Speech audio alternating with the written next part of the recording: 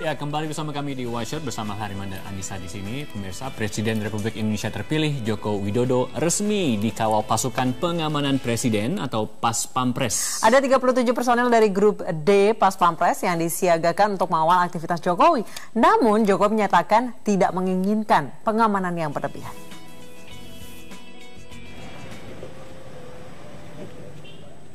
Pemandangan berbeda sudah terlihat sejak Sabtu pagi kemarin di depan rumah dinas Gubernur DKI Jakarta. 2 mobil Barakuda, rangkaian mobil pengaman, dan 4 sepeda motor milik Pas Pampres terparkir di seputar Taman Suropati. Presiden terpilih Joko Widodo telah ditetapkan sebagai Very Very Important Person atau VVIP dan mendapat pelayanan dari pasukan pengamanan Presiden Grup D. Terkait pengamanannya, Jokowi sempat berdiskusi dengan Komandan Pas Pampres. Jokowi menyampaikan tidak ingin pengamanan berlebihan, sehingga ia masih bisa berinteraksi dengan masyarakat. Oh enggak, tadi malam juga sudah kita sampaikan, meskipun pengamanannya ketat, tetapi saya tidak ingin terjadi jarak antara saya dan masyarakat. Ya. Strateginya gimana? Dan strateginya gimana? Sudah Pas Pampres sudah ngerti. Oh bisa Pak, kalau saya mau ini, bisa enggak? Oh nggak apa-apa Pak, yang paling penting diberitahukan kepada kami. Loh kan nggak mungkin semua saya beritahu. Kalau saya mau mendadak spontan gimana? Juga nggak apa-apa Pak. Nggak apa-apa. Berdasarkan informasi yang disampaikan Panglima TNI Jenderal Muldoko, standar pengamanan VVIP yang akan melekat pada Jokowi diisi 37 personel, 7 mobil, dan 4 motoris. Selain pengamanan, kendaraan yang ditumpangi Jokowi juga berubah. Fasilitas mobil operasional dari Sekretariat Negara ini mulai digunakan Jokowi untuk memenuhi standar pengawalan. Dari Jakarta, Priska Niken, Gilang Kelana, Metro TV. Pagi Pak. Nah, setelah ditetapkan oleh Mahkamah Konstitusi sebagai orang nomor 1 di Republik Indonesia ini 5 tahun ke depan, pengawalan terhadap Joko Widodo dan Yusuf Kala pun berubah. Iya, ada pasukan yang biasa mengawal presiden dan wakil presiden atau yang biasa dikenal dengan Pas Pampres juga disiapkan untuk melindungi mereka. Lalu bagaimana dengan kebiasaan Jokowi yang sering belusukan? Akankah Jokowi menghentikan kebiasaannya itu ataukah prosedur tetap Pas Pampres yang akan berubah? Bisakah kedua hal tersebut bertemu menjadi satu? Telah hadir di studio Nono Sampono, mantan dan Pas Pampres dan pengamat militer. Ada Atmaji Sumarkijo. Halo, selamat sore Bapak-bapak. Selamat sore. Pak, kalau misalnya kita semua tahu kalau gaya pemimpinnya Pak Jokowi itu belusukan kemana-mana, itu kira-kira memungkinkan nggak sih untuk Pas Pampres? Bukan memungkinkan lagi, sangat bisa. Boleh diceritakan? Ya, Pas Pampres itu memang dilatih untuk mengamankan presiden, wakil presiden, dan tamu setingkat dalam keadaan apapun juga. Dalam keadaan normal, tidak normal, keadaan rutin, darurat. Saya kira mereka sudah terbiasa, dan pengalaman saya juga, saya mengalami hal-hal seperti itu. Nah, Pak Nono, kalau sudah biasa, nah yang nggak biasanya ini tadi ada permintaan dari Pak Jokowi minta dikurangi personelnya, minta dikurangi, mobilnya juga katanya minta dikurangi juga. Memungkinkan lagi tidak? Sangat bisa karena tetapi kita harus ingat bahwa ada standar-standar minimal. Kan ada yang maksimal, ada yang sedang, dan kemudian ada yang minimal. Kalau sampai pada batas minimal tentu akan pasukan atau yang mengawal presiden itu akan menyampaikan, Pak, ini sudah pada batasnya, satu. Yang kedua, kita harus ingat bahwa pengamanan presiden itu bukan hanya lapisan Pas Pampres saja semata, tapi ada wilayah juga. Oke. Ya, kalau misalnya tipis di sini, tentu ada penebalan di bagian luar dan seterusnya. Kalau minimalnya berapa, Pak Nono, untuk misalnya personil ataupun mobil? Ya, saya katakan ya, saya pernah mengawal presiden, dan saya tahu juga sebelum-sebelumnya bisa hanya 2 mobil bahkan, karena misalnya presiden mau makan mie goreng di pinggir jalan, masa harus rame-rame? Ya cukup 2 mobil saja. Itu bisa juga, mungkin. Sangat bisa, mungkin. Iya, saya ke Pak Atmaji nih di kacamata pengamat militer. Kira-kira gaya pemimpinnya Pak Jokowi itu berbahaya nggak sih? Sejauh dia bisa berkompromi dengan Pas Pampres, tidak.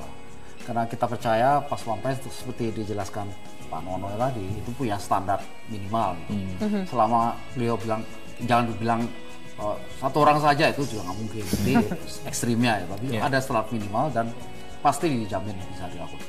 Presiden di negara lain pun juga ada waktu-waktunya di mana dia mau ingin rileks, santai, bergaul dengan masyarakat bisa. Jadi kalau misalnya memungkinkan Pak Jokowi untuk masuk ke masyarakat, adakah pengamanan dari mungkinnya pakai Kevlar atau dan lain-lain gitu? Ya, setahu saya yang pernah pakai Kevlar untuk perlindungan itu cuma Pak Harto ketika ada dua momen. Pertama, ketika beliau menghadiri KTT ASEAN di Manila ketika itu suasananya mau perang, jadi beliau dipakaikan. Kedua, ketika mengunjungi Bosnia. Tapi selain itu saya belum pernah dengar presiden kita sampai menggunakan baju anti peluru semacam itu, karena juga sistemnya Pas Pampres juga rapi dan masyarakatnya mendukung, bukan tipe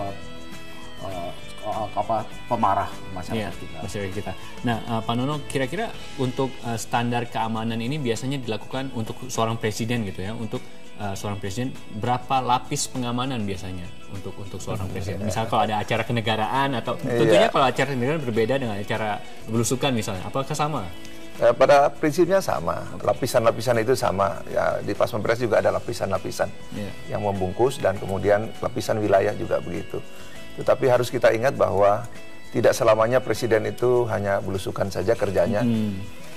Presiden harus menghadiri sebuah kegiatan resmi, misalnya upacara Hari TNI, Hari Polri, kemudian ke DPR, kemudian menerima tamu negara dan lain sebagainya. Itu kan keadaan formal dan biasanya sistem protokoler pun harus berlaku di situ, apalagi yang berkaitan dengan tamu-tamu negara misalnya.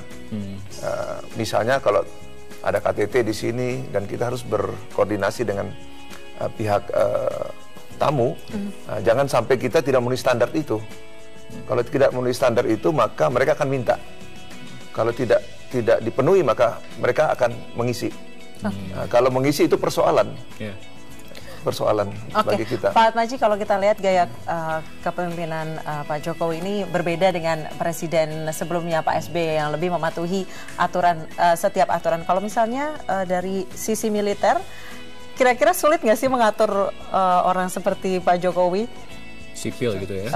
Seorang sipil. Masalah sipil apa tidak sipil, karena beliau jabatannya adalah Presiden Republik Indonesia dan Kepala Negara. Jadi ada SOP yang melekat seperti dijelaskan Pak Nono tadi. Artinya buktinya mereka bisa mencapai kompromi dalam pertemuan. Meskipun ya beliau paling akhir menerima pengawalan. Pak JK sudah terima, beliau masih takut ya, itu normal aja. Itu semua presiden Amerika Serikat juga yang dari orang biasa juga kikuk juga awal-awal. Tapi perlu kesadaran bersama, dan kesadaran sama itu untuk keduranya. Karena kalau ada apa-apa dengan presiden yang digantung dulu itu Pas Pampres. Oke. Nah, orang lain. Satu pertanyaan, kira-kira dalam hal pengamanan presiden, dalam hal ini karena Jokowi berasal dari kalangan sipil, orang biasa gitu ya, apakah seorang presiden harus mengikuti prosedur yang dilakukan Pas Pampres, ataukah Pas Pampres mengikuti keinginan dari presiden? Ini gimana nih? Waktu yang terakhir saya dengar Pak Jokowi memberikan kondisi yang dia inginkan. Saya ingin ini. Pas Pampres tentu call tinggi. Saya sebagai Pas Pampres maunya gini. Ketemu di tengah gitu. Kayak katanya 7 mobil itu kan adalah juga komprominya yang paling ideal, yang Pas Pampres bisa tolerir ada sekian gitu. Tapi kalau mau lengkap sekian, ya itu tinggal dari mana. Pak Nono sendiri gimana? Siapa yang harus mengikuti? Ada dua pertimbangan sini, aman dan nyaman. Ya, aman dan nyaman. Kalau dalam keadaan biasa artinya pertimbangan rasa aman itu agak sedikit longgar, maka kenyamanan itu mungkin agak sedikit tinggi. Tapi sebaliknya kalau keadaan darurat mungkin yang kenyamanannya harus kita kurangi dan bahkan mungkin ditiadakan sama sekali. Karena demi kepentingan pengamanan itu sendiri. Dan pada dasarnya negara itu menghendaki presiden itu dapat menjalankan fungsinya dengan semestinya, termasuk rasa aman, jaminan keamanan. Oleh karena itu ada alat negara yang memang dipersiapkan untuk itu, yaitu TNI dalam hal ini Pas Pampres. Manusianya dilatih untuk itu, diorganisir untuk itu, dan semua peralatan fasilitas disiapkan untuk itu semua, dari standar yang paling standar sampai maksimal. Kalau kita lihat Pak Jokowi senang belusukan itu masyarakat nempel sekali. Bahkan kita kadang-kadang sebagai wartawan sulit untuk melewati rombongan Pak Jokowi yang dikelilingi oleh masyarakat. Itu kira-kira seperti apa mekanismenya kalau misalnya memang Pak Jokowi ini diselimuti oleh banyak orang? Tidak ada masalah. Pengalaman saya, Gus Dur, Ibu Megawati juga melakukan hal yang sama.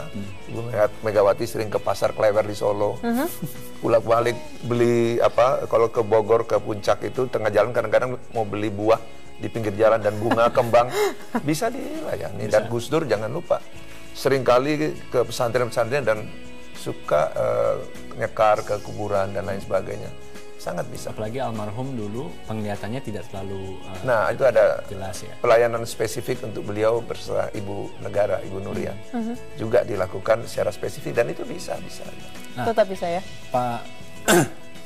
Bagaimana kalau seorang apa sebenarnya yang dibutuhkan Pas Pampres kali ini untuk kualitas apa yang mereka perlukan untuk mengamankan Jokowi? Apakah sama saja kualitasnya? Apa ada effort apakah ekstra? Memang ada perbedaan? Enggak, ada standar yang boleh dikata berlaku internasional untuk semua badan atau unit pengamanan presiden. Jadi berlaku di negara-negara yang besar seperti Indonesia atau di Amerika. Standarnya hampir sama gitu.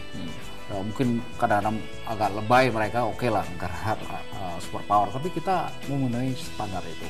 Sebab kalau tidak kita penuhi standar yang bersifat internasional, ya nanti kalau ada presiden ke sini, presiden negara asing, negara besar ke sini, kita kayak negara jajahan, mereka yang menjalankan semua pengawasan. Nggak boleh. Jadi ada standar yang kita pegang teguh dan saya melihat pengalaman 20 tahun terakhir, Pas Pampres kita boleh lah. Pertanyaan yang saya ingin ajukan sama tadi saya ajukan ke Pak Nono. Kalau misalnya memang Pak Jokowi ini ada di sekitar, diselimuti oleh masyarakat, kira-kira itu lapisannya seperti apa bentuknya? Penasaran. Ring 1, ring 2, ring 3 sebenarnya udah nggak bisa lagi seperti beliau gubernur dengan segala penghormatan pada niat baik dan kerayaatannya Pak Jokowi. Artinya nggak bisa semua nemplok kemudian pakai tongsis. Tongsis itu berbahaya untuk selfie gitu. Udah nggak bisa lagi lah tongsis, karena nanti bisa digunakan tuh. Jadi ada sebenarnya kalau kita lihat 2 hari terakhir ini ada berapa kali ketemu dengan relawan hal itu sudah ada jarak gitu. Setengah meter, 1 meter, tapi tetap bisa akrab, bisa itu. Kalau mau potret bisa aja, tapi jangan dikerumuni kayak di antri karcis gitu, bahaya presiden. Jadi nggak bisa ini lagi dong, nggak bisa kemarin ikut 17-an main bola, main balap karung itu nggak mungkin lagi. Masih bisa. Kenapa tidak bisa? Sangat bisa. Pas pengalaman bertahun-tahun itu bisa, kenyamanan presiden itu tidak terganggu. Oke. Tadi sempat ngobrol kalau misalnya presiden di Amerika Serikat, salah duanya ada Barack Obama dan Bill Clinton. Mereka berdua itu juga termasuk agak bandel gitu ya. Pengen nongkrong di warung kopi atau pengen makan fast food dan biasanya tidak direncanakan. Saya pengen kesini, saya pengen belok ke sini, itu seperti apa? Sangat bisa. Jadi karena kan pasti ada waktu, ada proses waktu yang membuat Pas Pampres maupun pihak presiden sendiri saling menyesuaikan, saling memahami. Oh, kita mesti ngerti, oh nanti kebiasaannya beliau begini. Pasti di jalan kalau ada pasar tradisional biasanya beliau suka berhenti. Nah, kita infokan kepada misalnya wilayah, coba diwaspadai, siapa tahu beliau mau datang ke sini dan lain sebagainya. Itu pasti akan disiapkan. Ternyata Pak Jokowi bukan yang pertama ya, yang suka tiba-tiba belok sana belok sini. Baiklah, kita akan lanjutkan dialog ini setelah jeda berikut ini. Tetaplah bersama kami di White Shot.